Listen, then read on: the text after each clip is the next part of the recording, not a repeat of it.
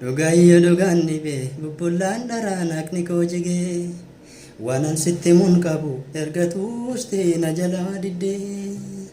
ayyaadaan lubbuu siif dhabaa hin barre duuba koo kee garaan duruu iccitii qabaa hin taane akkana ayyaadaan lubbuu siif dhabaa hin barre duuba koo kee garaan duruu iccitii qabaa hin taane akkana. Yoomittummoo jaalala kuufnee jibba feete mucuchaattee maqxee karaarraa dugda laatte orma natti taate hangan beekuu anis hin miidhee atis beekta maaltu taanaan gama na teessee gama laalta naman beekne taata nadhiidha dur jaalalli keenya karaa miinuu fide hammeenya mahuna goote mana keenya. Osoo qalbiin alas ilaaltu na jaalladhuun jaalalan taatu ta'us somnee buluun qabaatu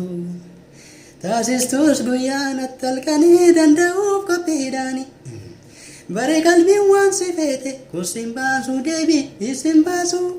biyyam beekna deemsaaf kaate kursiin baasuu deebi isin baasu mal argachuuf maaf namiita kursiin baasuu lakki isin baasu. Maaf mana ijaarte digda kursiin baasu lakki isin baasu si kadhannee yoo dhageessee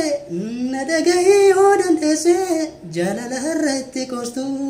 boruu barii gabban ooltu kursiin baasu isin baasu kursiin baasu lakki isin baasu kursiin baasu isin baasu kursiin baasu lakki isin baasu. Dhugaayyoo dhugaan dhibee bubbullaan dharaan haqni koo jigee waanan sitti mun qabu ergatuus ta'e na jalaa diddee ayyaadaan lubbuu siif dhabaa hin barre duuba koo kee garaan duruu iccitii qabaa hin taane akkana ayyaadaan lubbuu siif dhabaa hin barre duuba koo kee garaan duruu iccitii qabaa hin taane akkana. Shan jijjiiruun itommiyeessuu gollechaanii garaan taanaan ni ta'utaa jaalalaanii wal marii tollaanii waliin horree shantama yaafna daangaan eege shan bubbultee shantama taataa yooman beeke ani jaallataan kee mufatullee sitti garaan koo arras banaa jira ulaan koo deebitu keetuma onneen koo. Keetii kan nama dinqu baay'ee damma akkamitti sitti haddaa'e